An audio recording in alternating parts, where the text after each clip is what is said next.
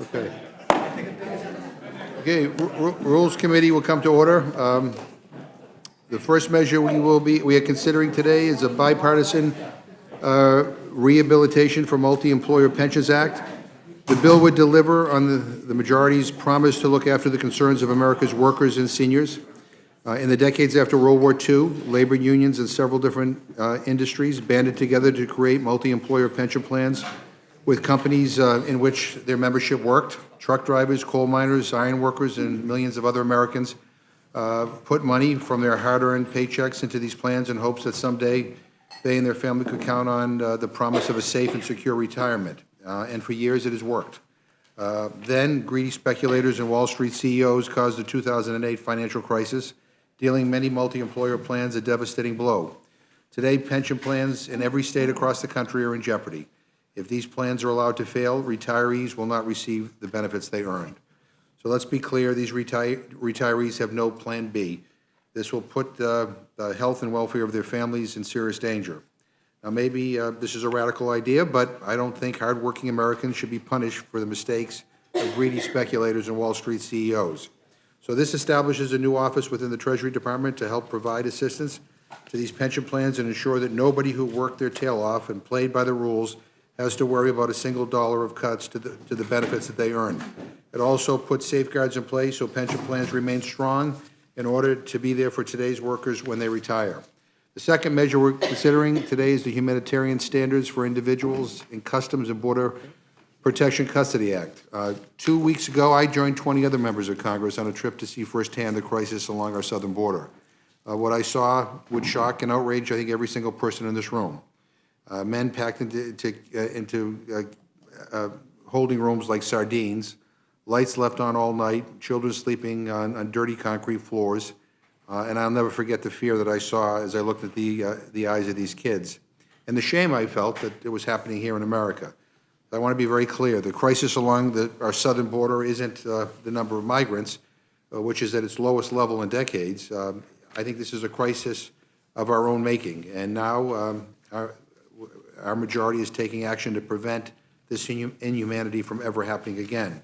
The bill requires that every individual in Customs and Border Protection custody to receive a health screening by medical professionals. It also creates robust standards to ensure that migrants are housed in sanitary, humane conditions and have access to food, water, hygiene products, and emergency medical treatment. This is a bill that will ensure that we protect our children and families, but just as importantly, it will ensure that we live up to our core values as a nation. Americans want to know that our values as a nation are being reflected in the laws we pass here in Congress. And make no mistake, whether it be on the border or at their kitchen table, this Congress is working for them. So now, let me turn to our ranking member, Mr. Cole, for any remarks that he may wish to make. Thank you very much, Mr. Chairman. At the start of what I expect to be a busy week, we're today considering two bills, H.R. 397 and H.R. 3239. While I don't doubt both pieces of legislation are well-intentioned proposals to address significant problems, I also think both bills fall far short of the mark. The first bill, H.R. 397, the Rehabilitation of the Multi-Employer Pensions Act of 2013. I actually have renamed this bill the Make America Illinois bill. Broadly put, this bill is intended to provide a solution for a major problem facing retirees today, the failure of multi-employer pension plans to manage resources and ensure that they be able to pay out the benefits that were promised. It does so by establishing a new agency within the Department of Treasury, the sole purpose of which is to provide loans to multi-employer pension plans. Unfortunately, this is not a workable solution.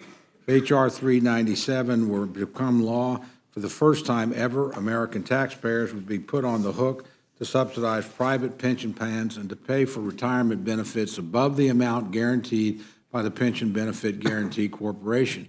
What's worse, the balloon repayment structure of the loans virtually guarantees the taxpayers will be responsible for covering these costs for retirees. And the bill does this without requiring any additional structural changes to pension plans or allowing pension plans to make changes to benefits in order to bring plans back into solvency. As I'm sure we will hear from our Republican witnesses, there are better ways to solve this problem than by simply putting taxpayers on the hook to cover those costs. I think the majority would have done better to consider alternatives and I think that all members should have an opportunity to amend this bill to make it better before it passes out of the House. Before I move on, I also want to point out the seriously flawed committee markup process in the Committee of Education and Labor, one of the two committees to mark up this bill. The minority was not allowed to offer any amendments to this bill, and they were given no opportunity at all to improve this legislation. In the House, the chair of the committee does indeed have the right to move the previous question and close off debate at any time, which happened in this case. But just because the chair has the right does not mean it should be exercised in a way that removes the minority from the process entirely, especially considering the Democratic majority's promise at the outset of Congress to create a, quote, more accommodating process to allow diverse ideas to be considered. Cutting off all amendments and all debate means that Republicans have no opportunity at all to propose amendments or make the bill better. I know Democrats would not have tolerated this when Republicans held the majority, and we certainly do not intend to stay silent on it now. Our second bill, H.R. 3239, is another well-intentioned but ultimately misguided piece of legislation, this one on the current humanitarian crisis at the southern border. Unfortunately, the bill proposes a one-size-fits-all regulations for customs and border protection facilities, regardless of their size or situation in the area, and the legislation fails to address the underlying causes of the current crisis. The requirements the bill imposes on customs and border protection will be at best burdensome and at worst impossible to meet. Moreover, the bill does so without providing any additional funds to the CBP to even begin or to make it work. I think we need to take a step back and rethink how the House is approaching the crisis on the southern border. For months, Democrats denied that there was a crisis at all, and they refused to appropriate funds to help cover the cost incurred by the agencies on the ground. Then Democrats only reluctantly agreed to provide a supplemental appropriations bill, all the while trying to add in restrictions to satisfy members of their most liberal wing. And now Democrats are trying to impose still more conditions on customs and border protection without providing the funds to make these mandates possible. Mr. Chairman, we need to approach this crisis in a better way. We need to make sure that we're addressing the root causes of the crisis. We need to make sure that we're providing funding for border security. And we need to give people working on the southern border the resources they need to care for detainees and vulnerable children. And above all, we need to make changes to immigration law to remove the incentives to cross the border illegally. Till we do those things, this humanitarian and security crisis will go on, and nothing in today's bill will help to make it better and bring it to a close. With that, thank you very much. Thank you very much, the gentleman yields back his time. So we have with us Chairman Neal, our Ranking Member Brady, Chairman Scott, and Ranking Member Foxx. We're delighted that you are here. Anything you brought in writing without objection will be entered into the record. I know some of you have other engagements that you need to go to, so we will try to make this as succinct and to the point as possible. I'm kind of in the spirit of Virginia Foxx. If she were here, she should have her, yeah, we should move us along very quickly. So I want to recognize my colleague from Massachusetts, the distinguished chairman of the Ways and Means Committee, Mr. Neal. Thank you. First of all, hearing what my friend Tom Cole had to say, you could call this Make Nebraska Great Again, because one of the sponsors originally on this was a congressman from Nebraska, because this doesn't involve just union employees or unionized employees. At different times, we've had 20 Republican sponsors on this bill. And in the Ways and Means Committee, the courtesies that we extend to each other, every amendment was heard, and every opportunity was exhausted for that conversation. But there, I also want to point out something. This problem gets worse every day. Not every month or every year, every day. And we attempted to construct a proposal here that engages the conversation and puts in place a workable solution to an issue that, if we don't act, will bring down the Pension Benefit Guaranty Corporation. So, over 2 breakfasts with Secretary Mnuchin to discuss this, he was critical of the multi-employer pension plan system, but he acknowledged fully the scope of the problem. In addition, at a meeting of the head of the PBGC, I'm not suggesting he embraced the proposal that I've offered as much as he said, Mr. Neal, I'm glad you're doing this to get this up and going. So we have a huge problem in front of us. 1.3 million people, but that's just the cusp of where we find ourselves if we don't begin to stop some of the hemorrhaging. Now, again, based on long service here, gives me a chance to remind people of a few things. In the S&L crisis, I wasn't here to contribute to it, but I was here for the solution. That was a bailout, the S&L crisis. This is not a bailout. This is a backstop for people who've played by the rules and done what they were supposed to do. We bailed out Wall Street. We didn't bail out this proposal that we have here. This allows, within the Department of the Treasury, the establishment of a pension rehabilitation administration under the supervision of a secretary who would help to nurse these pension plans back to life. We did a hearing, Republicans and Democrats in Ohio, and we heard from the Spangler Company. The fellow said, look, I've always wanted to do the right thing, but I'm on the verge of absorbing 450,000 retirees under the last man standing rule. I can't do it. So what we're trying to call attention to today is that this bill, as originally introduced, did have Republicans on it, and Peter King is the lead sponsor right now. We have meticulously sought testimony, taken amendments, and paid great attention to the challenge in front of us, and over 200 people have signed this legislation in the House. There are 1.3 million Americans who participate in multi-employer plans that are quickly running out of money. These workers plan for their retirement, and now after working for 30-plus years, they're facing financial uncertainty at a time when they are unable to return to the workforce. We're in the midst of a crisis, and for years we failed to do anything to stop it. Today, with the consideration of the Butch-Lewis Act, we're finally taking action for hardworking Americans. The Butch-Lewis Act, at this time, is the only game in town, and it's the right one. Retirement income is referred to by many as a three-legged stool: Social Security, employer-sponsored retirement plans, and personal savings. And I take great satisfaction from the fact that I have spent much of my career working on retirement issues here. Fortunately, Americans can count on Social Security, recalling that you can outlive an annuity, but you can't outlive Social Security. These days, two of the other legs of the stool are pretty shaky. The reality is that the average monthly benefit of $1,400 or an annual benefit of less than $17,000 a year is not enough for people to live on just Social Security. For many retirees, the multi-employer pensions crisis is contributing to the instability of three-legged stools that I've described. These American workers chose year after year to contribute to their pensions instead of taking a wage increase, and now that very pension is at risk. It's worth noting that we haven't arrived here through any sort of malfeasance. This is not about corruption. It is not about mismanagement. It is about deregulation. Is it about mergers? It's about acquisitions. And the truth is that people have played by the rules. These rules may well have worked with the establishment of the multi-employer plans. A lot of them don't work any longer. So the Butch-Lewis Act would allow pension plans to borrow the money that they need to remain solvent and continue providing retirement security for retirees and workers for decades to come. Another reminder here, this has a geographic relationship to Congress.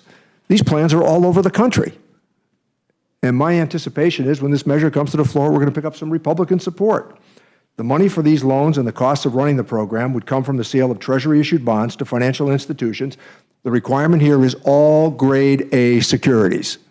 So it's not going to be taking the plan and going to Vegas to see if you can double the investment. The Treasury Department would sell the bonds in the open market to large investors. Financial firms, including John Hancock, have already assured me they will buy the bonds. And then they would lend the money from the sale of those bonds to the financially troubled pension plans. The idea of a loan program is a common sense solution. It's a private sector opportunity to come together with parts of the public sector to address this crisis. And I hope that the colleagues that know that we're going to do something before this year is out, I can tell you this. And your consideration of this bill is really important, and I'm glad to take your questions. Thank you. Ranking Member Brady. Well, thanks, Chairman, Governor. Yeah. Thanks, Chairman, Governor. Ranking Member Cole, I must say, I sit here today once again with regret. I know that Chairman Neal and Chairman Scott have sincere intentions. I don't doubt that at all. But I feel like Democrats are rushing this partisan bill to the House floor without Republican feedback, without our amendments, or without support from Republicans in the committees of jurisdiction. And that's truly a shame, because ensuring a safe retirement for all retirees, including our union workers, is a bipartisan priority. And there's no question, workers in these union-managed plans need a real solution. This partisan bill isn't it. The bill we're considering today doesn't make these union-managed plans more stable, certainly doesn't end underfunding, and more importantly, it doesn't make these plans any more solvent over time. Today's bill, if it were signed into law, and it won't be, would just force a future Congress to deal with this growing crisis. Union workers deserve and demand better from us. Rushing this partisan bill with a price tag close to $140 billion over its 30-year life is a huge mistake. Not to state the obvious, this bill is already dead on arrival in the Senate. Chairman Grassley has confirmed that, Democrats as well. Look, we all agree there is an urgency to find a solution to make these plans solvent for the long run. That solution needs to be bipartisan and include real reforms. For us Republicans on the Ways and Means Committee, we are hopeful to do good work together on this issue this year. We weren't invited to the table to have this discussion. Every common sense amendment offered by Republicans, our committee markup, was shot down by the majority party, and I remain deeply concerned that rushing this bill forward as it's written today actually will delay Congress from being able to begin to solve this crisis at all. This partisan bill is going to die a quick death after the House votes on it. Look, this is an issue of mismanagement. The truth of the matter is these plans were mismanaged, overpromised, and now they've put these union workers at risk. This bill doesn't change any of that. And it wasn't the economy, Chairman McGovern. The truth of the matter is single employer plans have, who face the same economy, have recovered and more. In fact, they are 80% funded versus almost half of that for union-managed plans. So my thinking is, look, let's find a bipartisan solution to offer certainty, stability, and accountability for these union-managed plans. I think our union workers, their families, our taxpayers, really, who will be on the hook for this, are depending on it. Thank you, Mr. Chairman. Thank you very much. I now want to recognize the distinguished gentleman from Virginia, the chairman of the Education and Labor Committee, Mr. Scott.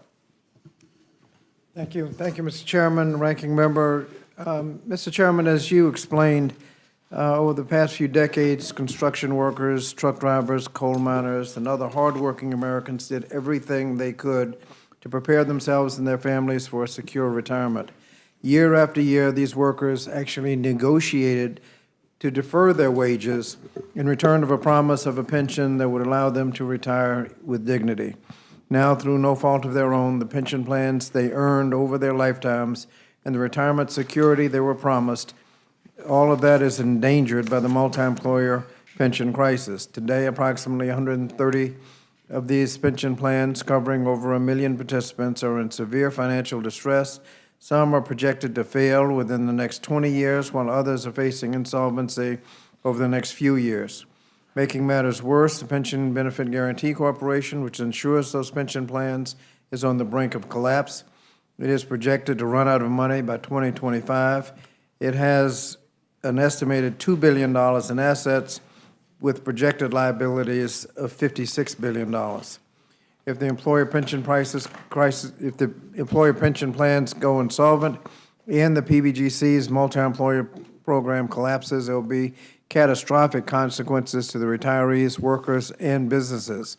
There will also be enormous cost to taxpayers, as well as the federal government, which will lose tax revenue and face increased spending on social safety net programs. It's important to note that H.R. 397, the Rehabilitation for Multi-Employer Pensions Act, commonly known as the Butch-Lewis Act, is a bipartisan proposal to address the multi-employer pension crisis. This bill saves pensions for more than a million retirees and keeps the promises made to American workers across the country. Now, if there's a better way, we've not seen any alternative that's been introduced that has any chance of actually working. So if it's only, as the gentleman from Massachusetts has said, it's only game in town. And this is an issue of basic fairness. While workers and retirees are at risk of almost losing everything as a result of this crisis, The factors that led to this crisis were completely out of their control. Each plan has its own unique set of circumstances, but according to the nonpartisan American Academy of Actuaries, there are some common factors that led to the crisis. One is deregulation of the trucking industry and the financial crisis that occurred in the 2000s. Workers and retirees in these plans were not responsible for either one. But today is not the time to debate how we got here. It's a moment to do something about it. And the Butch-Lewis Act is the only bipartisan bill that's been introduced in Congress to address this immediate crisis and protect retirees' pensions. This bill would create a new office within the Department of Treasury called the Pension Rehabilitation Administration, or the PRA. That PRA would allow pension plans to borrow money they need to remain solvent and continue providing retirement security for retirees and workers for decades to come. To ensure that the pension plans can afford to repay the loans, the PRA would lend money for 30 years at low interest rates. The 30-year loans buy time for pensions so that they can focus on investing for long-term health while also ensuring the current retirees are paid the benefits they are owed.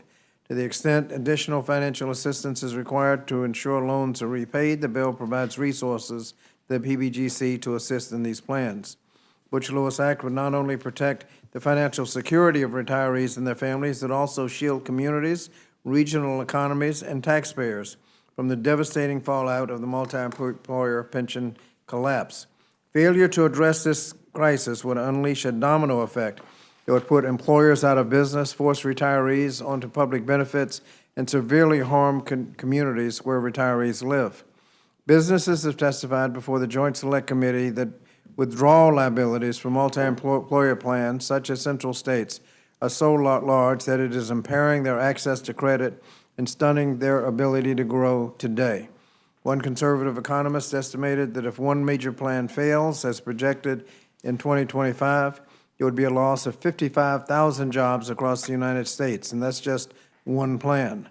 According to another projection, allowing the multi-employer pension system to fail would cost the federal government between $170 and $240 billion in 10 years in a combination of lost tax revenue and increased reliance on social programs.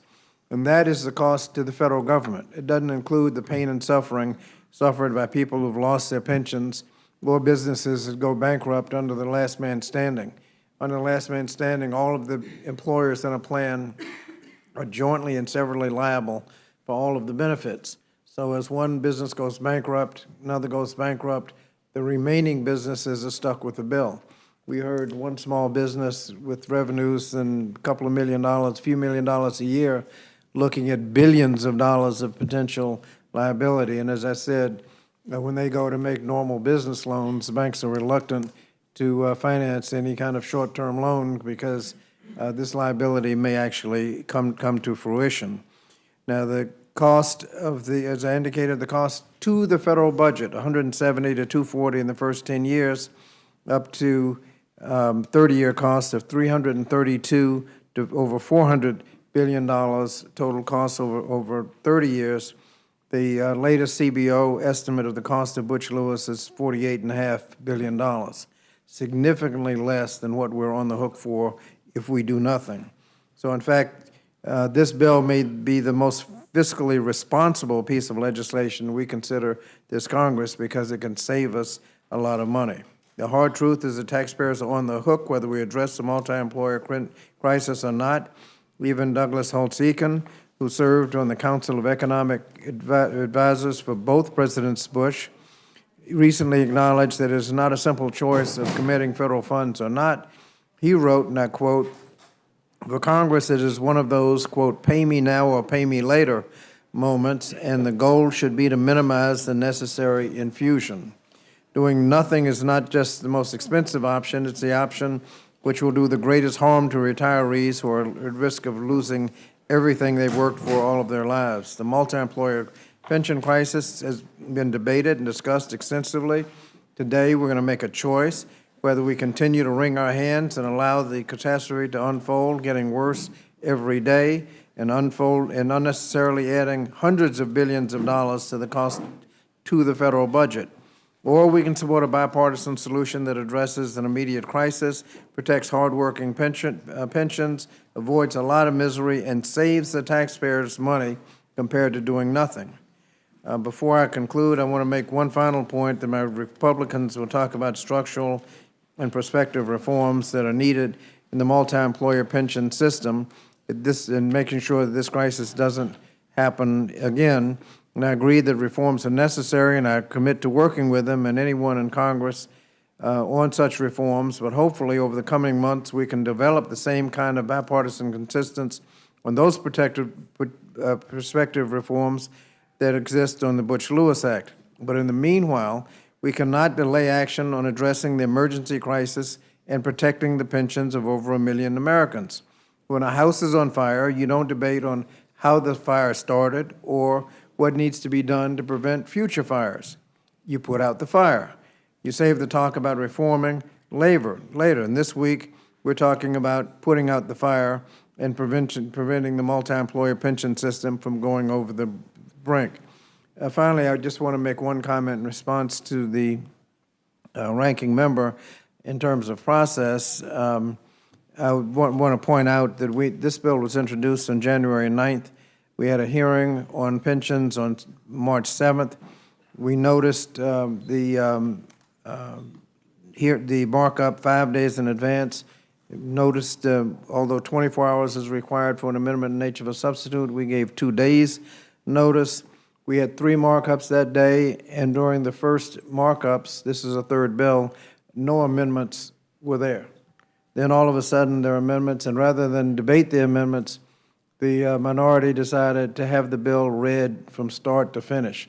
And while we're wasting all that time, rather than address the legislation, I decided just to make a motion on a previous question and get on with the legislation. Maybe I overreacted, but with all that time to do something and taking the time of the committee just to read the bill, I thought was outrageous. But in any case, if the committee wants to make some amendments in order, it won't hurt my feelings. Anyway, this week we're taking bipartisan action to put out the fire, prevent the multi-employer pension from going over the brink, and every analysis demonstrates that the cost of this bill may be a fourth or certainly a small fraction of the cost of doing nothing. I urge my colleagues to support the bill and yield back. Thank you very much. Ranking Member Foxx. Thank you, Mr. Chairman. I thought I might save some of these comments for the end, but I might forget them, so I think I'll just go ahead and say them now and just sort of summarize some things. I tell you, if this is the most fiscally responsible piece of legislation in this Congress, I have swampland in New Mexico to tell you. I will tell you. I want to say, I do agree that hardworking people put their money into pension plans and expected a return. The workers who put into the union pension plans trusted the union bosses, and the union bosses betrayed them. This is not a fault of Wall Street. This is not a fault of the downturn in the economy. This is not a fault of deregulation. This is the fault of union bosses. And by the way, the taxpayers did not promise union workers a guaranteed pension. The union bosses did that. I thank Chairman McGovern and Ranking Member Cole for the opportunity to speak against H.R. 397 today. I want a special thanks to Congressman Cole for his excellent comments. He's right on. He summarized it very well.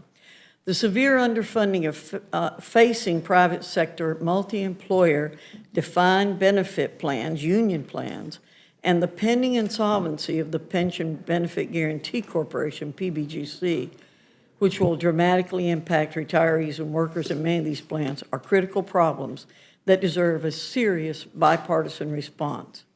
In 2014, under the leadership of Chairman John Klein and Ranking Member George Miller, members of the Education Workforce Committee worked together to bring much-needed reform to the multi-employer pension system.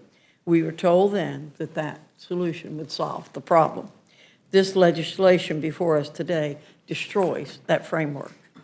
Mr. Chairman, in June, when the Education and Labor Committee marked up H.R. 397, Committee Republicans were shut out of the debate and denied the opportunity to offer amendments, a highly unfortunate and inappropriate approach considering the importance of the underlying issue to thousands of workers and retirees who, by no fault of their own, are suffering as a result of the current situation.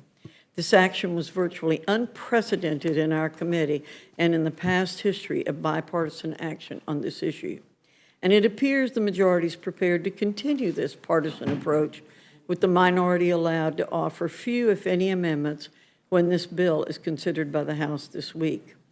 Today, we're left with legislation that burdens U.S. taxpayers for the first time ever by requiring them to subsidize private union pension plans and to pay retirement benefits above the amount of the PBGC insurance guarantee, perpetuates a failing system and creates enormous incentives for these pension plans to continue the irresponsible behavior that led to the current crisis, subsidizes compensation costs for a select group of private/union employers, which offers an unfair advantage over employers that responsibly funded pension promises, and fails to include any forward-looking and necessary reforms that would ensure responsible funding of future benefit promises or prevent a similar situation from recurring.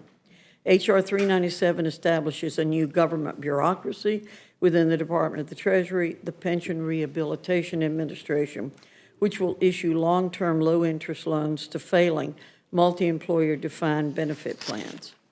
The new loan program establishes a dodgy, biased, and fiscally irresponsible loan structure and equally flawed payment terms for select pension plans.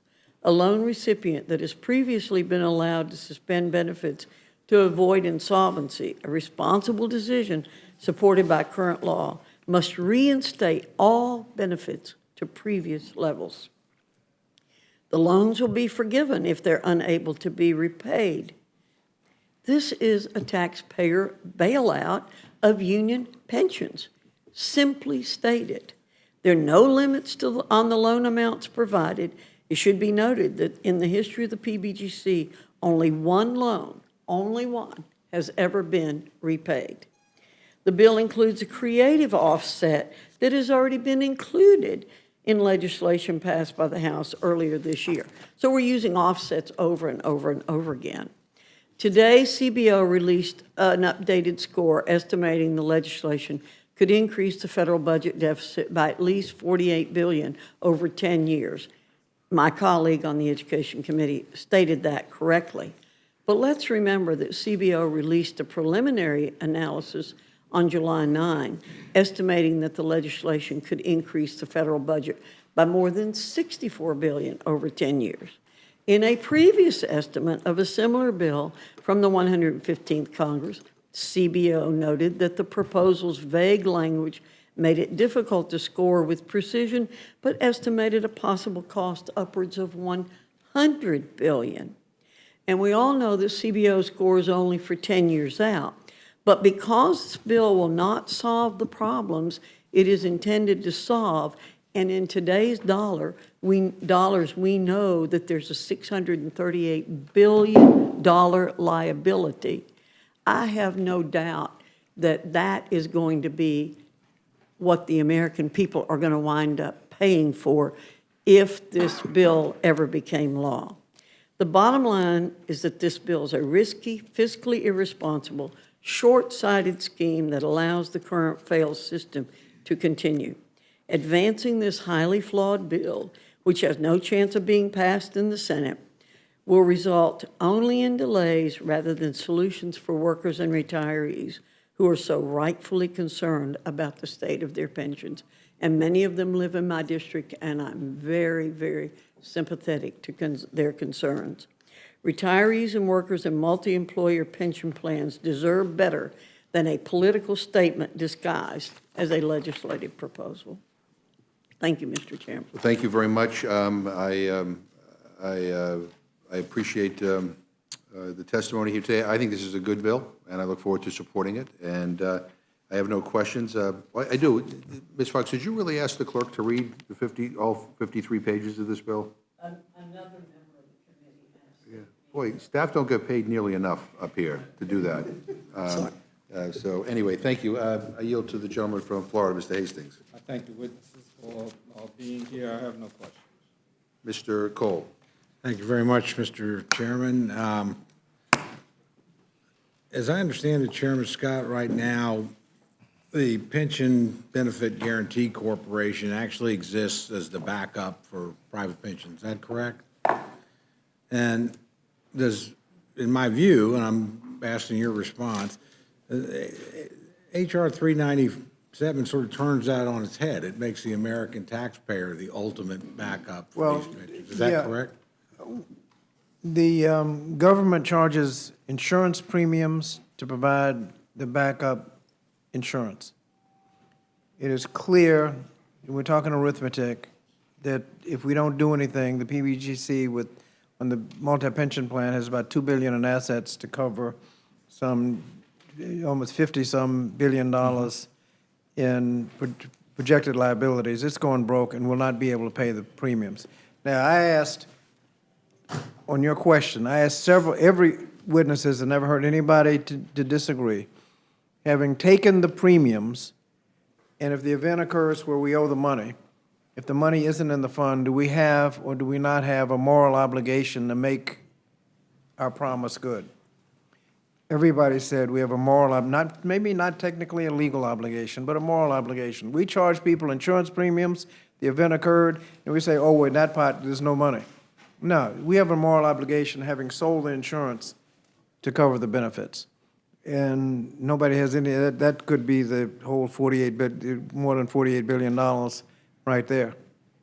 Well, but if that's the case, we wouldn't have set up a public-private partnership deal. We would have just taken on the obligation immediately. What we have an obligation for is what the pension guarantee system can provide. I mean, we're not obligated at this point beyond that. We will be. You This don't legislation have a passes. technical legal obligation, but if you take an insurance premiums, you ought to make the payments when the event occurs. Yeah, I think if you take out a loan, you ought to pay it back too. Well, Are there any limits to the size of the loan that would be forthcoming here? well, you've got 130, Secretary's discretion. 130 plans. So no limit. I mean, there's no limit. Well, but there's no limit, right? Okay, that's just what I wanted to know. What's the incentive to pay the loan back? If you just pay the interest on it for a certain period of time and you're told at the end, this will be forgiven if you don't pay it, who's going to pay it?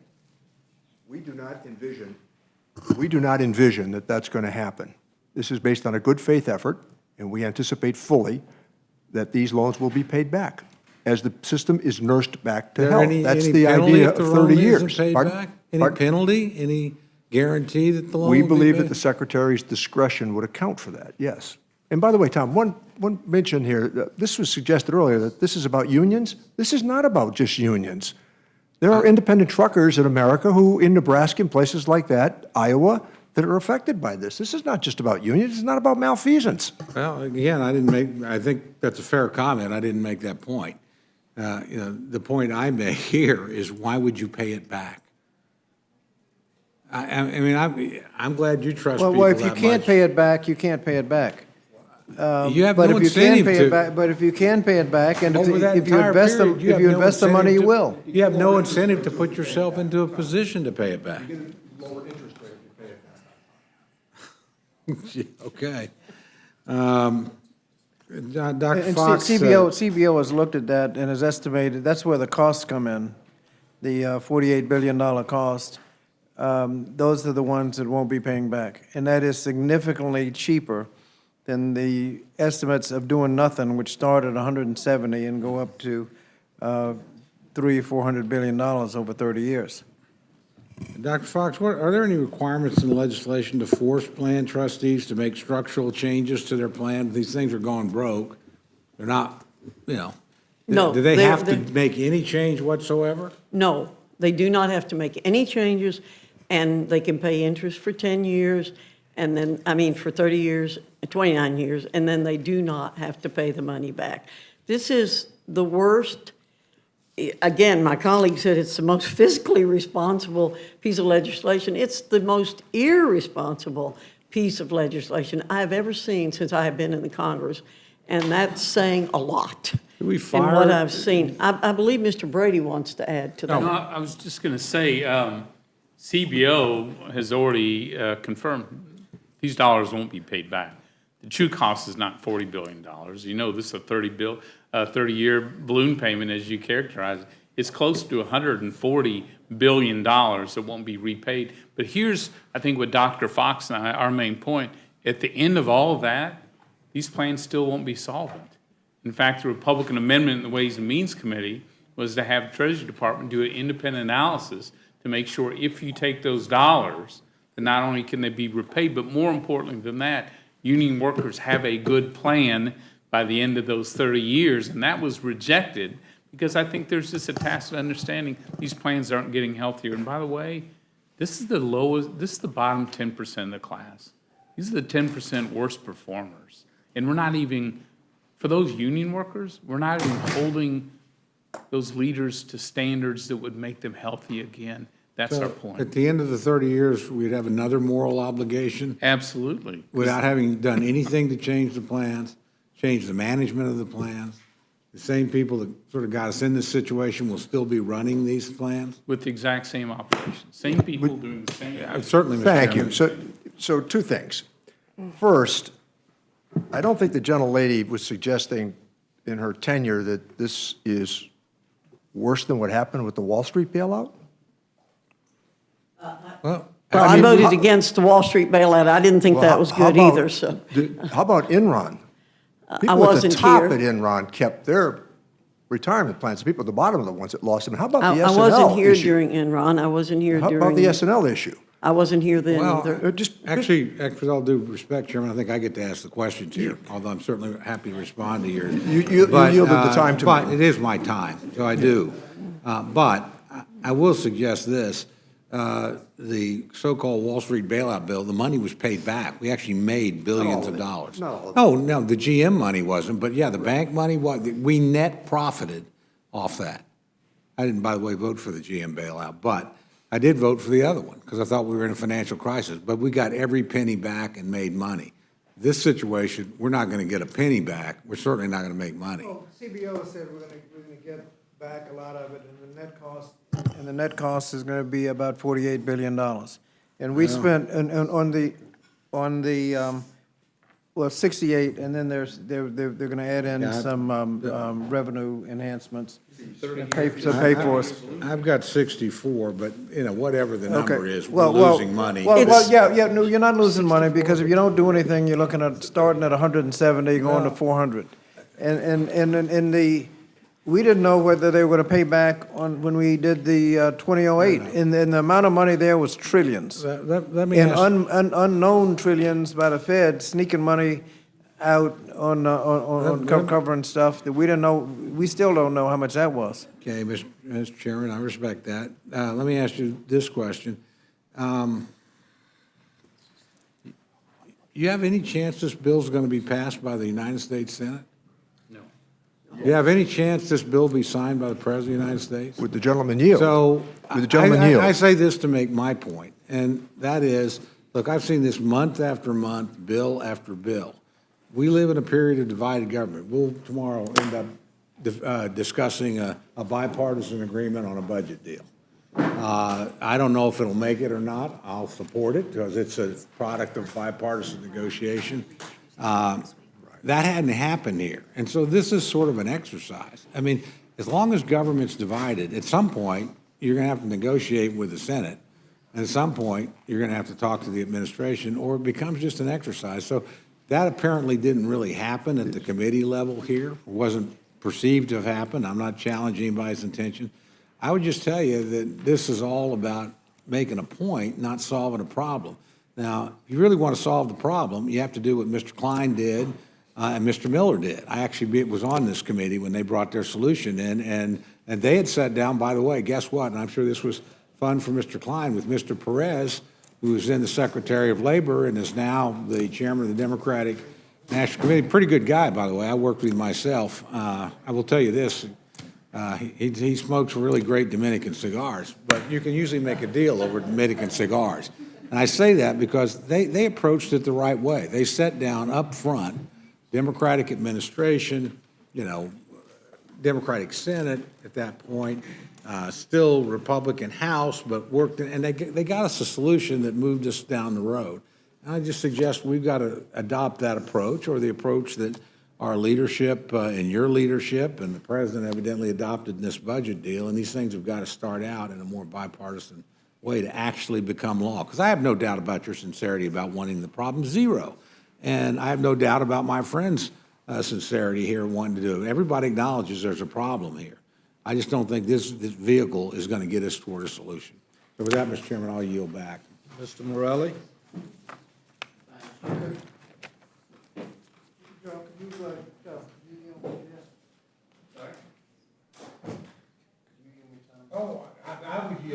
I don't think you need to yield time. I think we just let you speak. I'll speak. Just two things. One, just looking deeply into the CBO report, CBO estimates that enacting H.R. 397 would not increase on-budget deficits by more than $5 billion in any of the 4 consecutive 10-year periods beginning 2030. So according to CBO, these balloon payments and everything else are not going to affect the budget. And also, on the central states, the good work, the legislative work that was done didn't work, and they're waiting for Butch-Lewis Act to pass so that they can not go bankrupt. The Treasury rejected their ultimate plan under that legislation, and so they're still going over the cliff unless we come up with a solution. Thank the gentleman. So let me quote from the Chamber of Commerce. Insolvencies and subsequent benefit cuts that follow will also have deep impacts on communities where participants live. Retirees will see their standard of living reduced. This will cause many to become reliant on social programs that have to be funded by taxpayers at a time when tax revenue will be declining. And I do believe that the Secretary of the Treasury is a member of the administration. The result of which is during those two get-togethers that we had, he fully acknowledged the nature of the problem and indicated to me the President was fully aware something has to be done. This starts the conversation. Mr. Cole, the Chamber of Commerce did not endorse this bill. I didn't- Neither the Business Roundtable. They have not anywhere close to endorsed this bill. In fact, they've taken our position that it needs to be a bipartisan solution. And the Congressional Budget Office identifies bills that increase deficit more than $5 billion each of the outgoing decades. So the cost of this over 10 is a fraction of the true cost. I have to apologize, Mr. Chair. That's all right. That's all right. Ms. Lesko? Thank you, Mr. Chair. I actually worked on pension reform in Arizona, so I took on the firefighter and police public pension system first. It was 48% funded. Took me a year and a half to negotiate, but we got reform in a bipartisan fashion. Then we reformed the correction officer and probation officer plan, so 2 major public pension plans. So although I don't know about multi-employer pension plans, I do know something about pension plans. And when I read this, I was like, oh, this is, in my opinion, a very bad bill, because it actually encourages these pension boards to just do whatever they want. I mean, when I looked into it in the state of Arizona, it was years and years of these pension boards, like voting on benefit increases and that type of thing. Year after, it'd be a little bit here, like, oh, let's help, this group over here, and it all sounded good, and everybody went along with it. Well, years after years after years, 30 years down the road, it cost a bunch of money. And so all of a sudden, you're in trouble. And so you have to reform it. And this one, as Mr. Cole has said, it forgives your loan if you can't pay it. So why would anybody pay back a loan? I totally don't understand your logic that people would pay it back if they don't have to pay it back. And certainly, my question is either to Mr. Brady or Ms. Foxx, does this prevent other employers from joining into these, a new multi-employer plan? I mean, from what I heard from staff, anybody could join this, so why wouldn't everybody join this if they get taxpayer-funded free pension plans? So the answer is, I know that, go ahead. No, you hit it, you're primary. So, look, so these plans can continue to add workers to the, even though they're insolvent, underfunded, and not getting any more stable, they can continue to overpromise their retirement benefits to those workers. Does zero for the existing, those who are working today in those plans, and yes, you can add to the problem. So again, at the end of the day, we're all about, as you did, Congresswoman Lesko, we're all about solving the problem in a bipartisan way. And I would add to it that they have always, in these multi-employer plans, underestimated the pension promises that they make. The trustees have never taken responsibility. What we wanted to do was to have the trustees be fiscally, personally responsible. And because of the chairman shutting down inappropriately the debate, we were never able to do that. With no structural reforms, this is a disaster. You talk about a Titanic, this is a Titanic. That according to CBO, this will cost about $50 billion. And if we do nothing, all of the reports are suggesting it's going to cost hundreds of billions. When you ask why anybody wouldn't join, nobody's going to join any of these plans because of the last man standing rule. As they're going under, everyone is jointly and severally liable for all of the benefits. We've got some employees that are paying about $10 an hour into these plans. And if they go south, they may get nothing. The people getting out while the getting's good, but because of the last man standing rule, no intelligent person is going to join a plan, and that would actually make them more solvent. If more people came in, you could get through this. But everybody's getting out because of the last man standing rule. When another company goes broke, you just have inherited all of their liability, and like I said, and that is not a future problem for businesses. If you're in one of these plans and have all those liabilities, no bank is going to lend you any money. Today. Thank you, sir. You know, I just disagree with you. I mean, we just have a total disagreement on this, and I do have some experience in pensions, maybe not this multi-employer pension plan, but in public pensions. And so if we ever do get to a point, and I'm here more years and have more seniority, I would like to work with you on actually bipartisan solution, because it has to, all the pension plans in the country really need to be reformed, quite frankly. And people, just, you know, people even donating to their 401ks need to donate more, because otherwise we're going to have a major crisis on our hands. And I do want to add, without belaboring this too much, you had talked about, well, the workers need to get their pensions. Well, the people that they elected to put on the board, that's who's accountable. And how about all the other workers that aren't in this plan that are now paying taxes to bail out this thing? That's not fair to those workers, and that's the majority of the workers in America. What is not fair is if you don't do this, those same workers are going to pay 3, 4, 5, or even 10 times more. Well, people need to be responsible for their actions. Well, no. The taxpayers that you have indicated will be paying 10 times more if we do nothing than if we do something. I don't disagree. We're talking arithmetic. Just because you need to reform, you can reform the plans going forward. You usually have to grandfather it in, but then going forward, you can save the plans. But, you know, I don't want to belabor this to death because we have another bill going on. Thank you, Mr. Chairman. Thank you. Ms. Torres?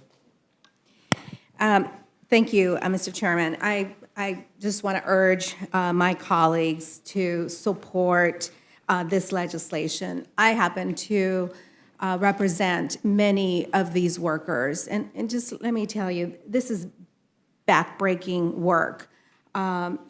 These people are working very, very, very hard each and every single day just to put food on the table. They deserve the dignity of collecting what was promised to them, and that is a pension. And that is if they work every single day for 20, 30, 35 years, that they would get something back. It is unfortunate, and I think that we need to be very careful when we use terms such as union bosses. I think that, when we think of what a union boss was, of long, long time ago, that is not today. Today's union's leadership are actually members that come up and get elected by their own membership. I would not refer to them as union bosses. I would refer to them as the workers that have elevated their voice and have organized and are now leading their union. It is unfortunate that we would have no problem bailing out banks. And let me just remind our members that when that bailout, the Wall Street bailout happened, no one thought that that money would be paid back. But they did. We were fortunate enough that many of those financial institutions did pay it back. So don't give up on our workers. I didn't hear any arguments about how much we were going to tax or add on to taxpayers when we passed the tax scam, a year and a half ago. And that's a bailout to billionaires. But here we are having a fight about the people that work really hard to deliver our groceries every single day. The truck drivers that are driving, all of the goods to your homes for home deliveries. It's unfortunate. And I want to yield back, and I want to urge members to support this legislation moving forward. I agree, we need to come back, we need to do some reforms, but those reforms cannot just simply come at the cost of these hardworking individuals that ultimately will cost taxpayers more money if we don't make this change now. With that, Mr. Chairman, I yield back. Mr. Woodall? Mr. Desaulnier? Okay, does any other member of the committee wish to ask a question? Seeing none, Mr. Perlmutter? Okay. I'd like to thank our witnesses for being here today, and please leave anything you would like inserted into the record with the stenographer. You're now dismissed. Next, I want to welcome our next panel, if I can get this panel out of the way. Yeah, but it's not going to. Mr. Grothman, Mr. Estes, and Mr. Rowe, if he's here. Okay, he's on his way, I'm given to understand. Mr. Scott, if you and Mr. Neal would just go outside and have that conversation, it would be helpful to us. Mr. Grothman, you want to proceed? Yeah, this amendment is connected to the same bill we just discussed. I have a lot of sympathy for the folks who are stuck in these problems connected to multi-employer plans. Particularly in my state, we have the Central States Plan, which is a real problem. I'm not one of these extremists that we have in our party who expect the government to do nothing and expect this plan to go under. I think the government has a little bit of responsibility here because we set up the multi-employer plan rules, I guess, all the way back in the 1950s. I bet if I went back and looked at it, the Republicans didn't vote for it. But nevertheless, we have to take responsibility even for foolish things done by both parties. As I understand it, the rules for multi-employer plans are much worse than the rules for individual employers, and that's why we don't have the problems with individual employers. I think the people who put it together just assume that the money would always be there, and the money's not there. I don't think the current bill before you is a responsible bill. I mean, if you look at it, it seems to me part of this mess has to fall on the government, but a lot of the mess has to fall, or some has to fall on the retirees and some has to fall on the employers as well. I think looking at this, people have to realize that all three have to look at the problem. I think a problem with the bill is it says the government's entirely responsible for the bailout. That's even for people with pensions well over $30,000 a year, which means taxpayers who have no pension at all are going to be, in essence, paying for people who have rather well-off pensions by any standard. The other problem I have with the bill is we don't do anything to rectify the current problem. I mean, it's like the current problem from day one is going to begin to get worse and worse. The one amendment I have here says that new people cannot become parts of these plans. I don't like new promises made to people when we're going under on the old plan. So that's the amendment I have. The amendment was not taken up in the Education Committee. I think in part that was maybe there was no intent ever to take it up, but it's been previously been pointed out it became kind of a partisan circus as well. But in any event, it's an amendment that I throw out there which will move the ball in the right direction as far as saying that we have to make sure in the future things don't get worse. And I really view the current plan, well, I like the author, seems like a nice, bright guy. It seems like kind of the type of thing where just, the government, back up the truck and the government will pay to make everything better. And we've had too much of that around here already. Like I said, in the end of the day, if we wind up having to kick in some government money, and to me, putting in government bonds that don't have to be paid back, that's putting in a lot of government money. I don't mind putting something in, but we've got to straighten out the plan right now and make sure there's a little pain all around. Mr. Estes? Thank you, Mr. Chairman. I appreciate the opportunity. I want to talk about Amendment 13 to this bill today. Although I see many problems with the bill, such as not any structural reform or there's no real clear path to make sure that the loans are paid back, I do want to talk about how to make it better just in case this does pass. Currently pension plans that accept loan payments don't have to report any information regarding the health of the plan or their solvency of their pension plans to the Treasury Department.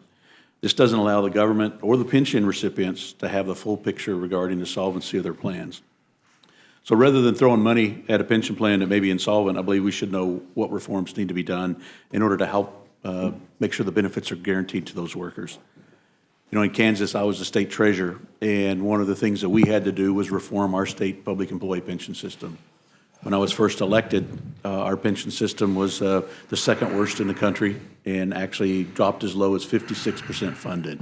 But with a commission that we put in with the legislator and some other folks, we were able to make some structural reforms. Now the pension system's 67% funded and 29th in the country, instead of being second worst in the country. And so that's the type of thing that we need to do with these pensions to make sure that they provide the promises that were made for the workers. And unfortunately, the Rehabilitation for Multi-Employer Pension Plan Act doesn't do that. There's 130 multi-employer plans covering 1.3 million people, and they're in danger of running out of money. So that's why I'm introducing this amendment. What my amendment really does is it requires the programs to give critical information regarding plan administration, experience gains and losses, employers, contributions and accruals, resilience, employer withdrawal liabilities, and assets. This ensures that the Treasury Department, as well as the pension recipients, have a full understanding of the solvency of the problem and able to make sure that they can make some improvements. I know my amendment doesn't solve the problem, but it helps give some information that help those folks that do want to get engaged to make that reform and make sure these pension systems work for the workers. So with that, I want to thank the committee for consideration of the amendment, and I'll yield back. Mr. Perlmutter? Pass. Mr. Cole?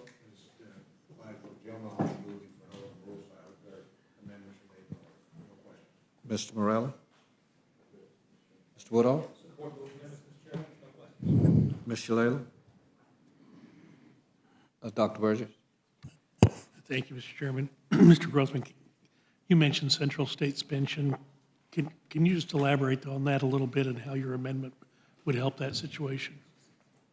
Well, it seems to me the goal of the bill is to kind of redo or salvage the multi-employer plan. And Central States is one of the multi-employer plans. I think if we had nothing but my amendment in the plan, that really wouldn't be enough. But of course, if my amendment were adopted, it would take steps to make sure that in the future, or at least 30 years down the road, we'd be more likely to pay back some of this stuff. It would show we're making a good faith effort along those lines. Central States is a real problem because right now, the whatever the fund is called, we're only supposed to be guaranteeing like $13,500. And even, and that thing's going under. Even if we fully funded that, like I said, I've got a lot of members out there who think they're going to get a pension of $30,000 or $35,000 a year. I don't think they all think it. I think the ones that I run into, not the lobbyist sorts, realize they're going to have to take some sort of cut. But nevertheless, you know, you build your life. You figure I'm going to retire at age 57 or something, and you plan on getting whatever $35,000 a year, and all of a sudden you're going to wind up getting $6,000 a year. That's kind of a kick in the gut. And like I said, I do think the government picks up some of the responsibility because for whatever reason in the 50s, and I wasn't here at the time, the standards for funding was a lot lower on the multi-employer plans than the single employer plans. My guess is the unions came in and just assumed that the union movement would always be as strong as it was in the 50s, and we'd always kind of be able to rob Peter to pay Paul, and that's not what happened. But obviously, in the 50s, irresponsible things were done, and that's why we've got the current situation. Well, I thank you, and thanks for bringing this to our attention. It's obviously a very thoughtful amendment. I hope it's made in order. I yield back. Mr. Tissallier? Ms. Lesko? All right. Does any other member of the committee wish to ask a question?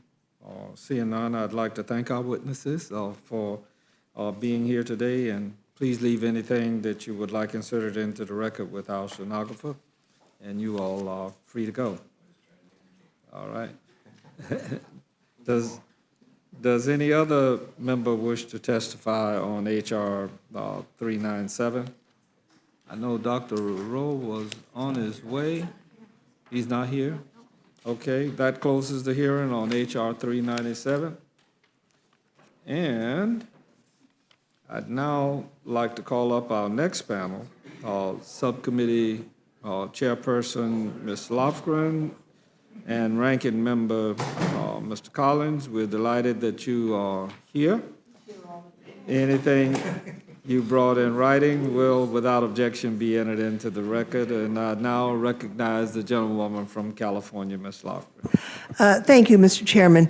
On July 17, 2019, the House Judiciary Committee met in open session to mark up and favorably report H.R. 3239, the Humanitarian Standards for Individuals in Custom and Border Protection Custody Act. With today's meeting of the Rules Committee, we're one step closer to enacting a law to address an important piece of the humanitarian crisis at the border, ensuring the delivery of basic humanitarian standards of care for individuals, including families and children, who are detained in CBP custody.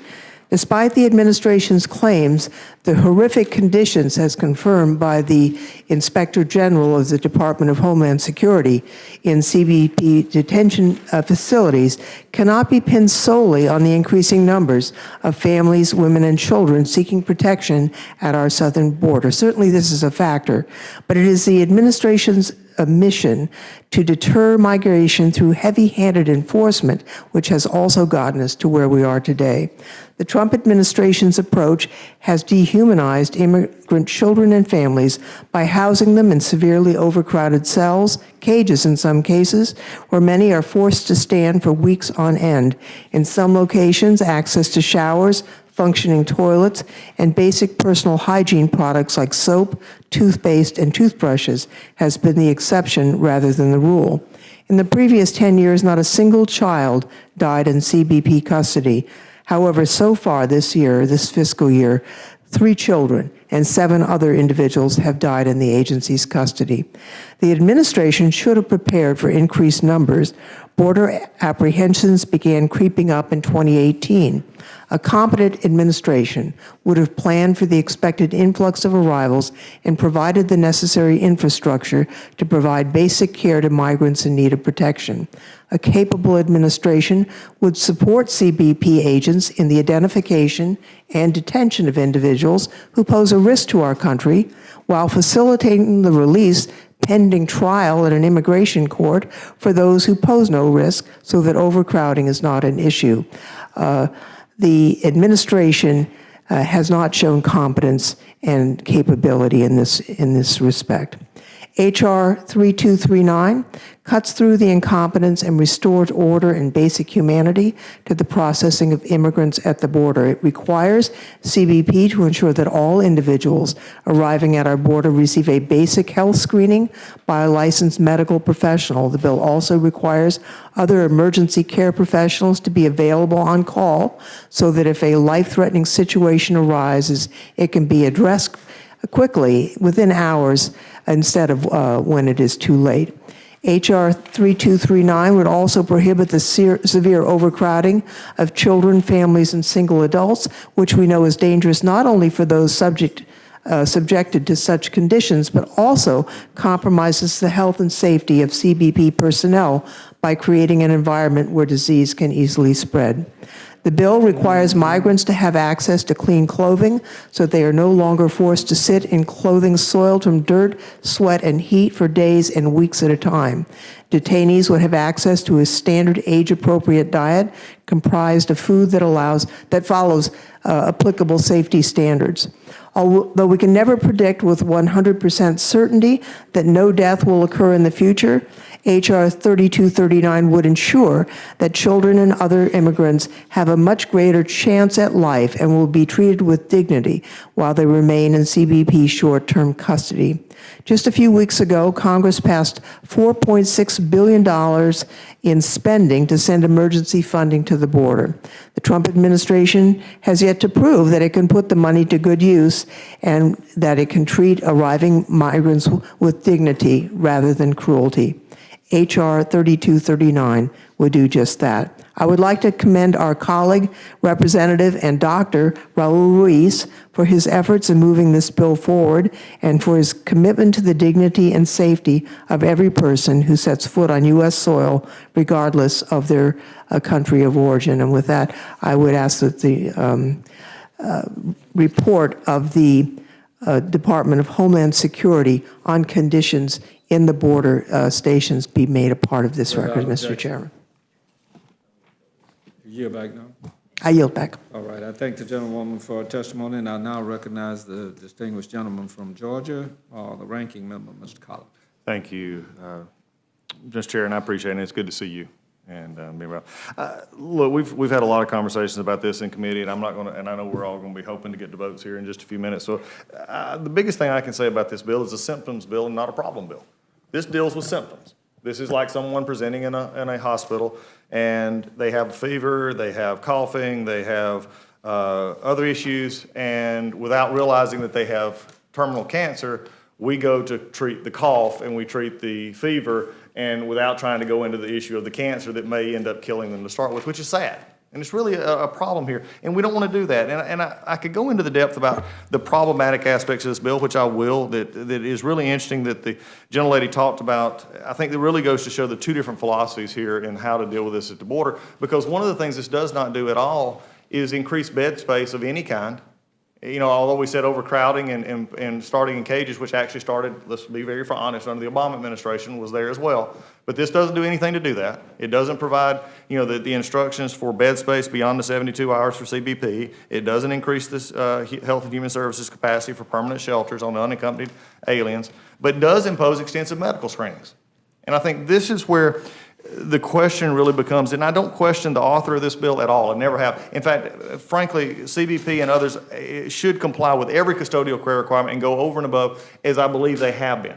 But frankly, their job, CBP in particular's job, is not to do this part. This was never designed for what they're supposed to do. They're supposed to watch the border, keep the border protected, take the ones who come in, and then transfer them out, not to keep them. And for those of us who've been to the border, when they're keeping people in the facilities in which they work, in which they're putting them in offices and putting them in holding cells designed for smaller, because they can't get them out of there, that is a problem, and we're not addressing this here. Now, the hope is here is that we do risk assessments and we do those things.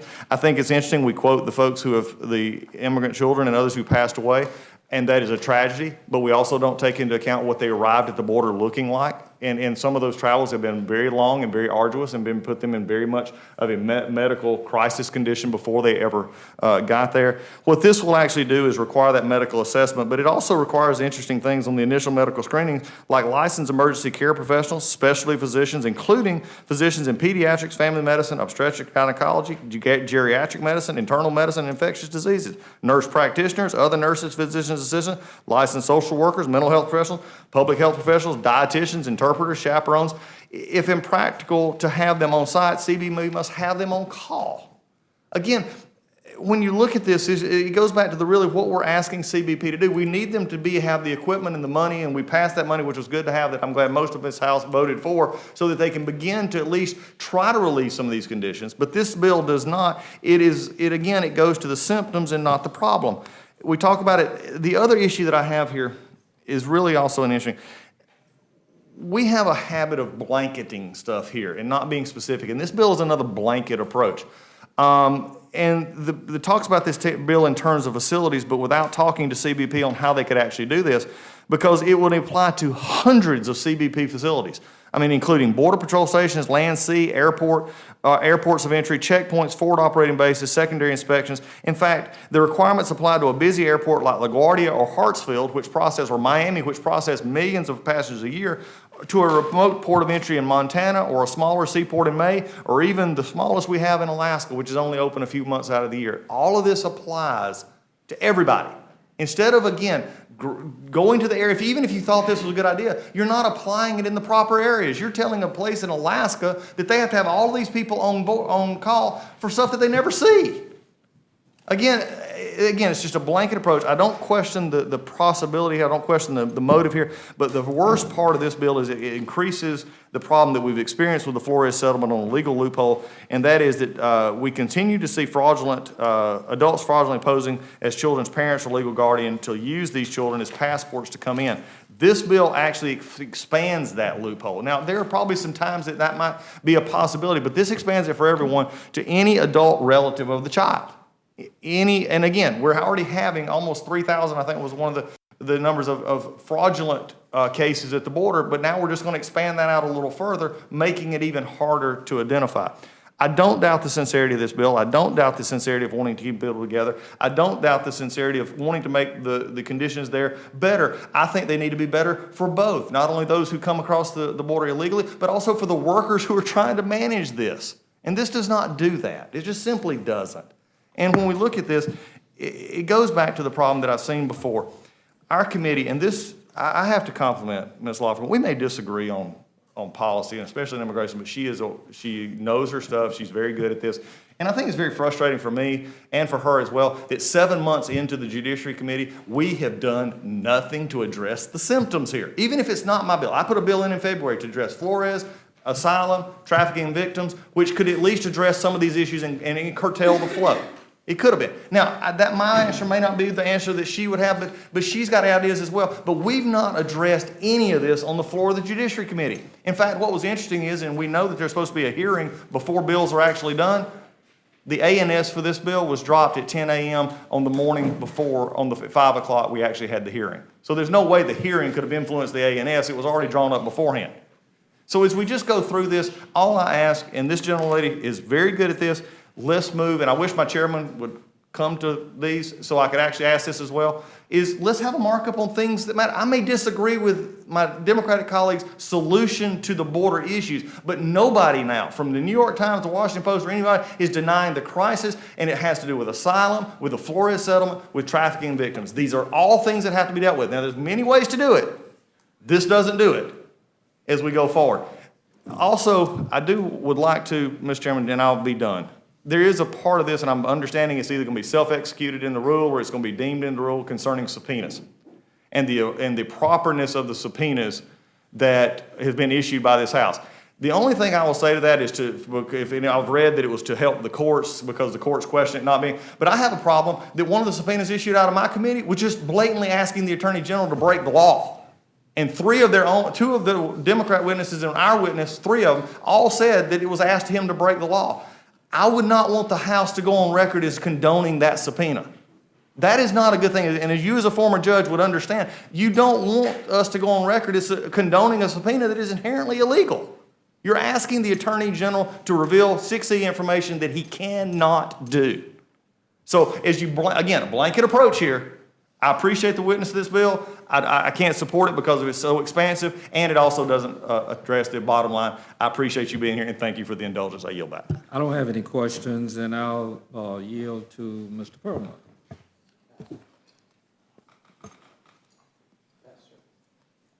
Mr. Cole. Thank you very much, Mr. Chairman. I'm going to disagree with my friend from California. A competent Congress would have voted the aid the administration asked for before waiting 58 days and spending about half that time denying there was a conference. Congress ought to look in the mirror a little bit about these conditions. A lot of what happened at these Border Patrol things was because we wouldn't give HHS the money it needed to expand capacity. These people could be moved out of these facilities. That's Congress's fault. The request was here. I want to ask a number of questions, but I know we don't have a lot of time, Mr. Chairman, so I'll try to move through this quickly.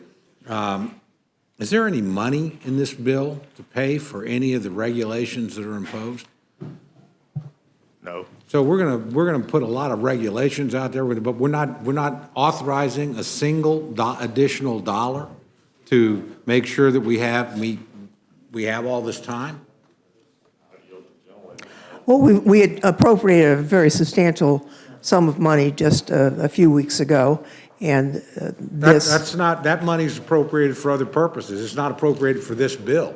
So you're adding a lot of stuff that no appropriator said, oh, we're paying for that money or these things with well, this. I think that the funding, you're an appropriator, I'm not, but some of what I hear from appropriators on both sides of the aisle is that they don't like to authorize on appropriations bills. The money was appropriated. We're now authorizing some expenditures. We also authorize money. We don't just appropriate. When the Armed Services Committee is doing its authorization bill, then appropriators decide. And by the way, usually with all due respect to authorizers, usually authorize more money than we have. If I may further answer, we did appropriate right after the government shutdown earlier this year substantial funding for a program called the Family Case Management Program that was very successful. More than close to over 95% of the individuals in the program showed up for their asylum hearings, which is the basic point of what you want to do if you've passed your credible fear interview. Then the next thing is you go to court. And sometimes people don't get the notices. We repealed the requirement for actual notice, so people may not even know the hearing is being held. People went to their hearings, and some won and some didn't. But we refunded that program because the Trump administration eliminated it. They have yet to fully implement it as we had directed.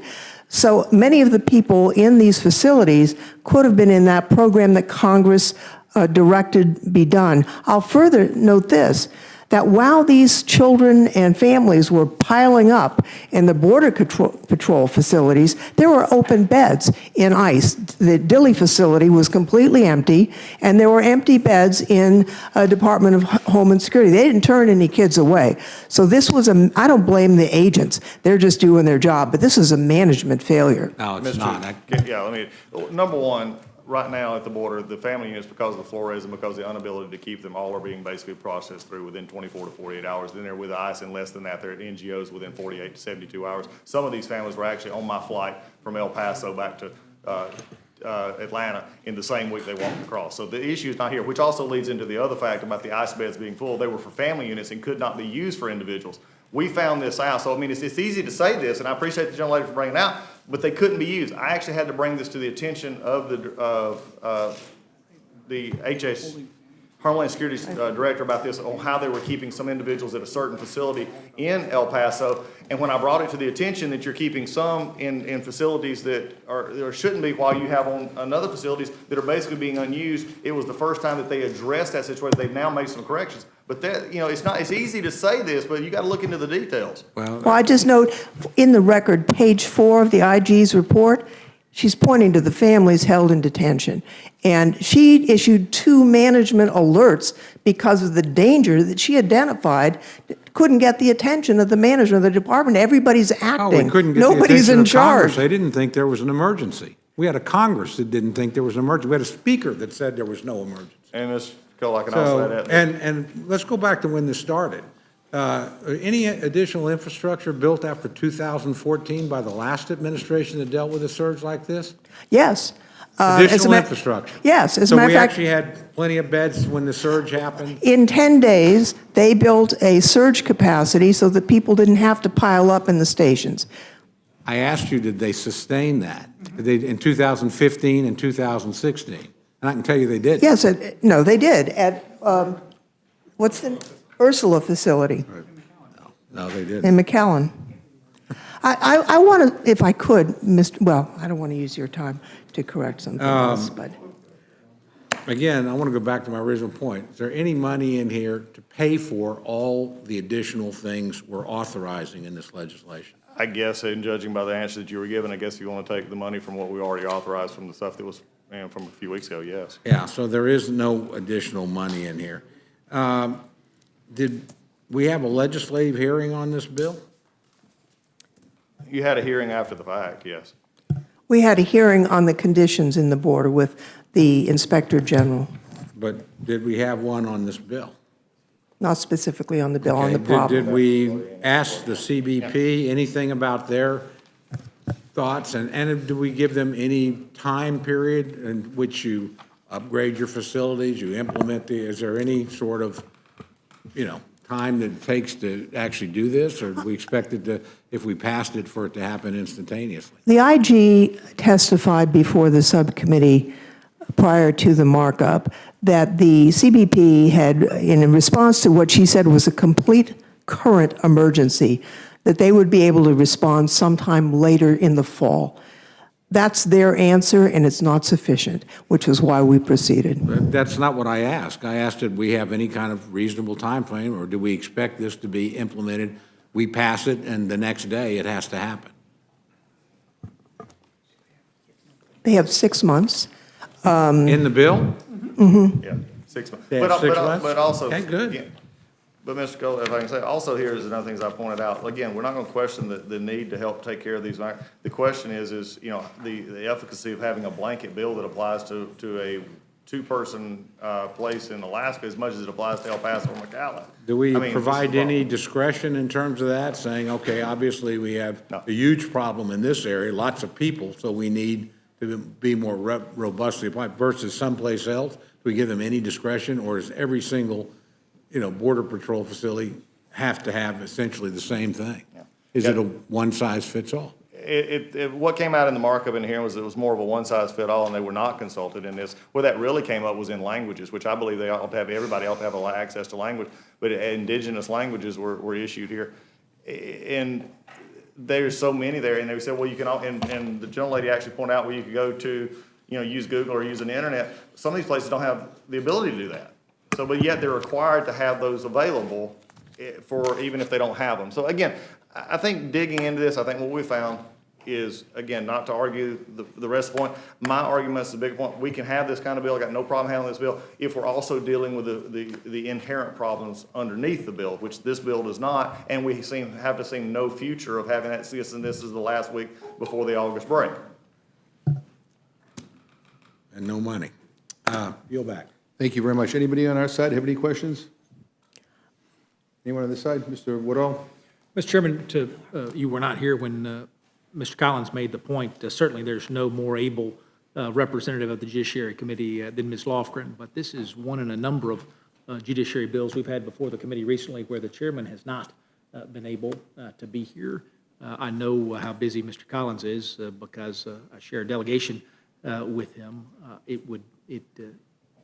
would be important to me if we're going to continue to have judiciary bills, if we were able to make them at times that the chairman could come and represent those bills, because some of the questions that the gentleman from Georgia is asking, Ms. Lofgren can't speak to why the chairman did what the chairman did when the chairman did it, and I think some of those questions are worth hearing as we decide what amendments are going to be made in order and what are not. I just offer that to you for your consideration.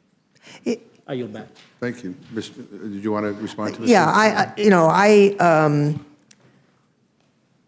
Mr. Nadler has a very busy schedule, as does Mr. Collins. He asked me to come, and I'm happy to do it. I would just note that the capacity to meet some of these requirements is not as complex as it would appear. AT&T has a translation service over the phone, which would meet the requirements. The personnel that was read, that can be a phone call. So if you have a kid who's got a rash and you want to know, is this a contagious disease or is it, something else, you could take a picture of that and send it over to a pediatrician or dermatologist, or you call on the phone, should I be worried about this or not? These people don't need to be present at any facility. They need to be available to consult about whether you've got an emergency situation or not. And that was what Dr. Ruiz drafted in consultation with the American Academy of Pediatrics. But not in consultation with CBP, which has been the whole issue all along. This was a decision to say what we're going to do, and that's fine. This is what what we have every right to do in Congress and be the majority. But there was no consulting here, and a phone call. Again, when you're requiring it here, there's a certain level of now standard of practice and standard of care that if they can't get somebody on the phone, or they can't actually, let's say they're in Alaska or they're at the Atlanta airport or they're somewhere else and nobody's on call at that point and something gets missed, then the liability issue. Atlanta airport is probably the easiest of the bunch, but the one up in Alaska at Cooper's Pass, what's the name, Cooper's Pass in Alaska? Copper Creek. I mean, there's nobody there, but yet the same thing applies to a major airport as it does here. Again, it's a blanket approach, and this is maybe the way the majority likes to write bills. They just like, and that's fine. But it just, 6 months to get this up, when actually if we worked on some of the underlying issues, this wouldn't be as big of a deal. But we're not working on those. I yield back. Thank you, Ms. Collins. Thank you, Mr. Chairman. Thank you. And I just, for the record, would like to remind everybody that Ms. Lofgren is the chair of the Immigration Subcommittee. And so I think it's appropriate that she's here. And I'll happy to do some research to go back over the last couple of years when my friends were in charge. Oftentimes, the chair of the committee sent the relevant subcommittee chair who was handling the legislation. But I will pass your concerns on to Mr. Nadler. Further questions? Mr. Burgess? Well, I'll have an opportunity to talk about this on the floor tomorrow, so I will obviously take that opportunity. I would just make this comment that having been to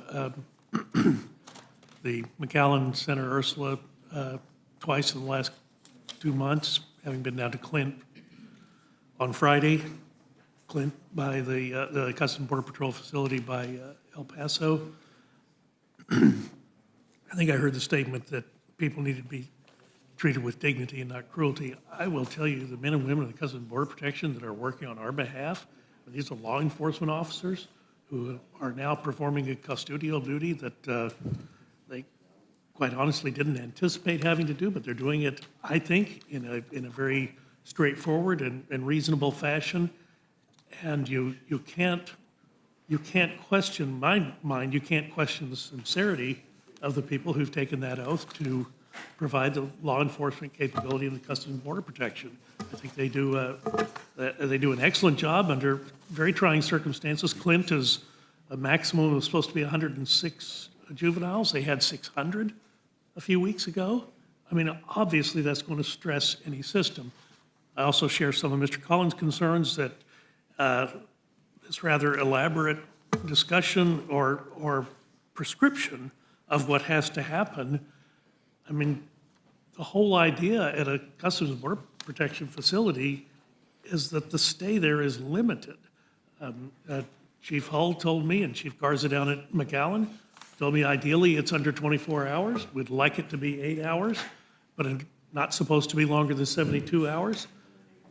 Well, the more things you add to what they have to do, the longer it's going to take. So I think we need to be mindful of that as well. But I do just want to say that the men and women of Customs and Border Protection, the men and women Office of Refugee Resettlement that are doing the jobs we've asked them to do. I mean, they're enforcing the law that Congress passed. I agree with Mr. Collins that, yeah, maybe we should talk about the asylum law. Yes, maybe we should talk about the Flores Agreement, but we're not. And if we're not, then we're going to have to fund the activities that are going on as a consequence of not doing that, that legislative work.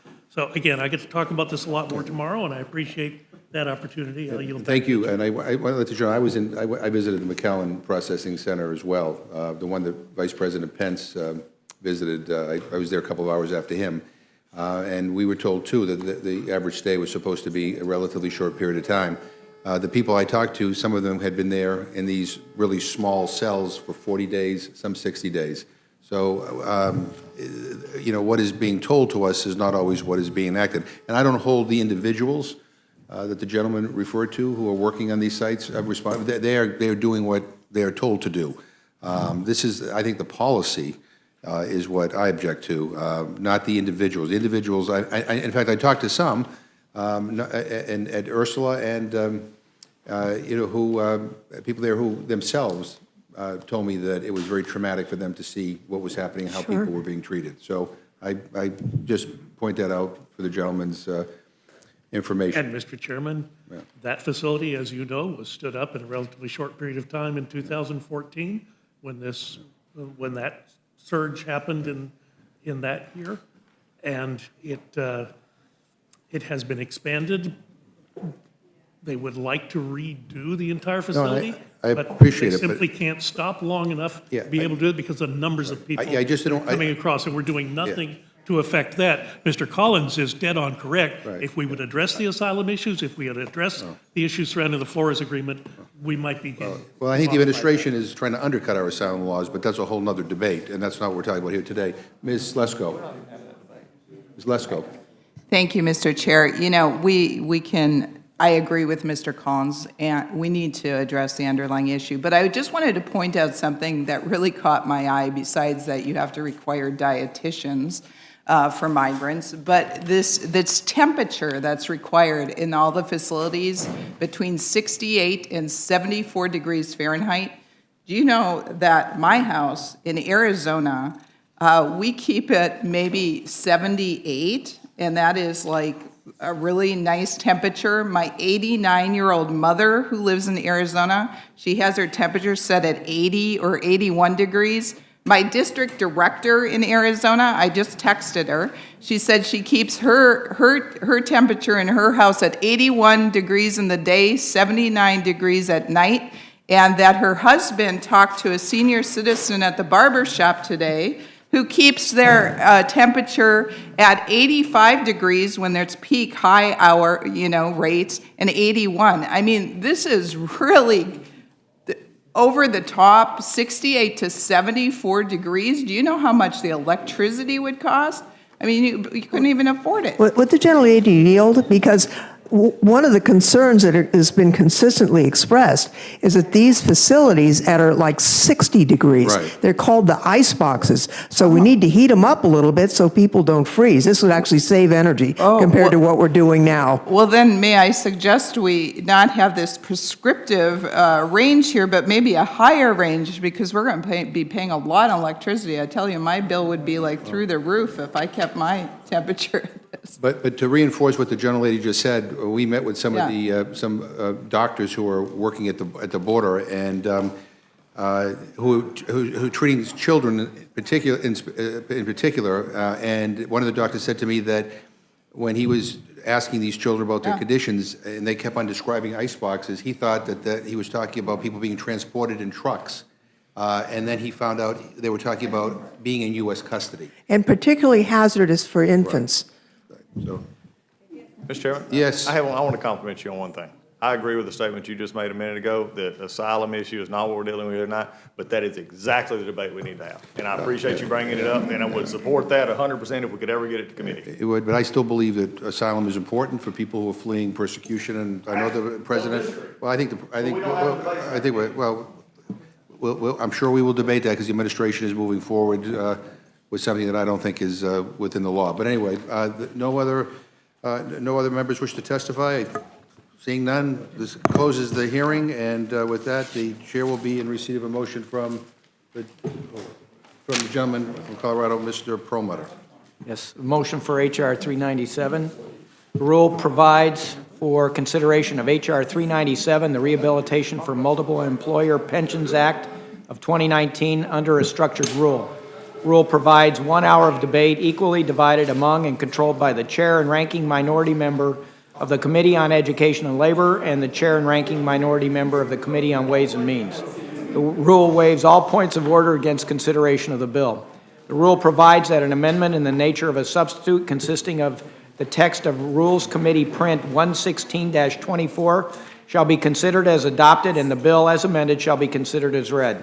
The rule waives all points of order against provisions in the bill as amended.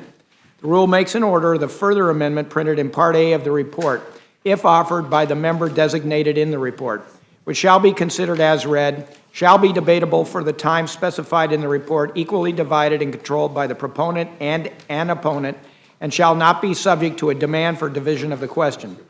The rule waives all points of order against the amendment printed in Part A of the report. The rule provides one motion to recommit with or without instructions. The rule also provides for consideration of H.R. 3239, the Humanitarian Standards for Individuals in Customs and Border Protection Custody Act, under a structured rule.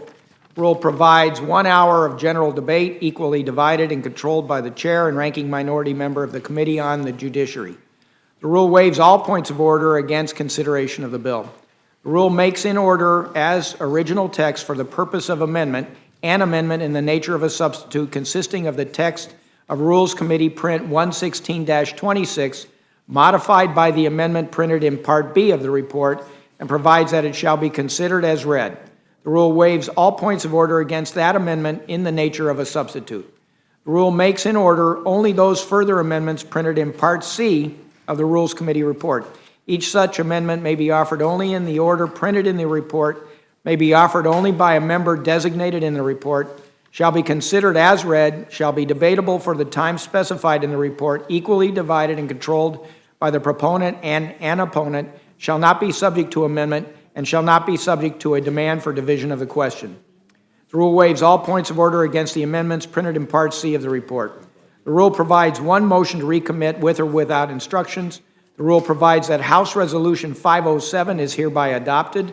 The rule provides that it shall be in order at any time on the legislative day of July 25, 2019, or July 26, 2019, for the Speaker to entertain motions that the House suspend the rules as though under Clause 1 of Rule 15. The Speaker or her designee shall consult with the minority leader of his or his designee on the designation of any matter for consideration pursuant to this section. Section 5 of the rule provides that on any legislative day during the period from July 29, 2019 through September 6, 2019, the journal of the proceedings of the previous day shall be considered as approved, and the chair may at any time declare the House adjourned to meet at a date and time to be announced by the chair in declaring the adjournment. The rule provides that the Speaker may appoint members to perform the duties of the chair for the duration of the period addressed by Section 5 of the resolution. Finally, the rule provides that each day during the period addressed by Section 5 of the resolution shall not constitute a calendar day for purposes of Section 7 of the War Powers Resolution, shall not constitute a legislative day for the purposes of Clause 7 of Rule 13, and shall not constitute a legislative day for the purposes of Clause 7 of Rule 15. You just heard from the gentleman from Colorado. I will not summarize to save time, and instead I will ask if there's any amendment or discussion. Mr. Cole. Thank you very much, Mr. Chairman. I have a couple of amendments I'd like to offer. The first one would be an amendment to the rule. I move that the committee provide an open rule for H.R. 3239 and H.R. 397. I do that for a couple of reasons. It's clear to me, and you may have a different view, we've had a pretty flawed committee process on both these. In one case, literally no Republican was allowed to offer any amendment to the legislation in question. In the others, again, the legislation moved awfully fast and incomplete. It's a very flawed process. And I think what that means is if we don't take an opportunity here to slow it down, open it up, we're going to pass two partisan bills. They're going to be dead in the Senate. They're not going to be signed by the president, and it's just another exercise. So at some point, whether this committee does it or the original committee of jurisdiction, which would be far better, quite frankly. But if we're going to just pass out purely partisan bills, we know where that leads us. When we work in a bipartisan fashion, as we did when we funded the border crisis, we actually got legislation that then moved through the Senate, got to the president's desk, got signed, helped alleviate the problem, certainly didn't solve it. But I would just suggest these bills are set up to follow the same path that we've seen. That is, no Republican input, therefore no Senate hearing, therefore no presidential support, therefore no effective legislation. So I know we'll have a different contrast maybe tomorrow. I'm looking forward to that, although that's not an easy vote for anybody on either side. But these bills are destined to fail unless we do something here to open up the process. So with that, I would move for an open rule. Questions on the gentleman's amendment? Any discussion? Any comment? Mr. Burgess. Thank you. The decision to move the previous question into Education and Labor Committee, to me, really suggests that what Mr. Cole is bringing up is absolutely critical. Moving the previous question cut off all ability for members of that committee to bring up their amendments. They should have the opportunity on the floor of the House. So the motion for an open rule in this particular situation, I think, is got significant merit, and this Rules Committee ought to consider it. And let me just say, I appreciate what the gentleman said, but I will be honest with you, and maybe Mr. Scott might have handled it differently, but I think if amendments weren't shared until the last minute, and then dilatory tactics like having a clerk read the entire 53-page bill, you know what? I don't blame them, to be honest with you. So I appreciate the gentleman's point, but I also understand where Mr. Scott is coming from. Mr. Chairman, that was precisely the behavior of a Health Subcommittee markup that I chaired in the last Congress, and I don't recall anyone even suggesting that we move the previous question and cut off amendments. Well, I appreciate it. The vote is on the Cole amendment. All those in favor say aye. Aye. Opposed, no. No. Me and Chair, the noes have it. Clerk will call the roll. Mr. Hastings? No. Mr. Hastings, no. Mrs. Torres? Mrs. Torres, no. Mr. Perlmutter? Mr. Perlmutter, no. Mr. Askin? Mr. Askin, no. Ms. Scanlon? Ms. Scanlon, no. Mr. Morelli? Mr. Morelli, no. Ms. Shalala? Ms. Shalala, no. Mr. DeSaulnier? Mr. DeSaulnier, no. Mr. Cole? Aye. Mr. Cole, aye. Mr. Woodall? Mr. Woodall, aye. Mr. Burgess? Mr. Burgess, aye. Mrs. Lesko? Mrs. Lesko, aye. Mr. Chairman? No. Mr. Chairman, no. Clerk, report the total. 4 yeas, 9 nays. Members not agree to further amendments. I have Mr. a Cole. second agreement. Thank you, Mr. Chairman. Today, I would move that we add a section to the rule that provides for separate consideration of H.R. 586, the Fix the Immigration Loopholes Act, under an open rule. Today, we're marking up a bill that does absolutely nothing to address the root causes of the humanitarian crisis at the border, a point that my friend Mr. Collins, our former Rules Committee colleague, made pretty directly. Loopholes in U.S. immigration law are putting Americans and migrants at risk every day. Those loopholes provide perverse incentives for adults to send children on a hazardous journey across the border, often in the company of dangerous people associated with drug cartels and human trafficking organizations. We need to work together to fix the gaping loopholes in our current immigration law. Mr. Collins has a vehicle, obviously, in H.R. 586. We ought to make that in order and put an open rule with it. If other people have other ideas, that's fine, but we're not doing anything in this legislation that really addresses things like the Flores settlement. So I would hope we take the opportunity to deal with the root cause as well as the symptom.